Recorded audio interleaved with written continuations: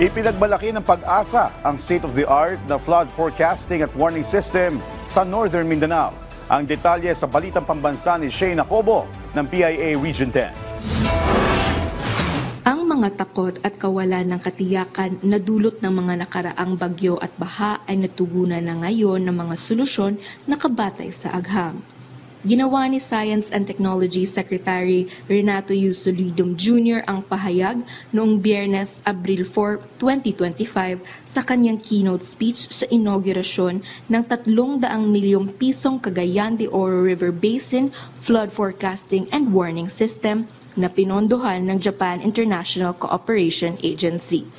Layunin ng FFWS na subaybayan ang hydrological condition ng Cagayan de Oro River Basin, isang 1,521 square kilometer area na sumasaklaw sa 70 kilometro sa buong Misamis Oriental at Bukidnon.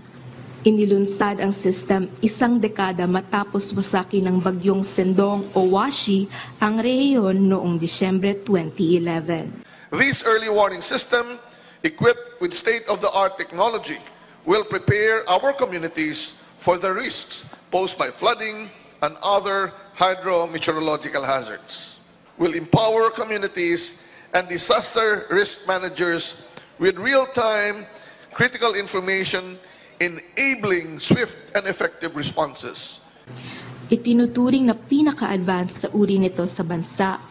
Ang sistema ay kinabibilang sa 13 telemeter rainfall at water level gauge, 2 X-band radar site, at isang backbone telecommunication network na magbibigay daan sa CDORB Flood Forecasting and Warning Center na magbibigay ng napapanahon at tumpak na mga babala sa baha sa mga apektadong komunidad.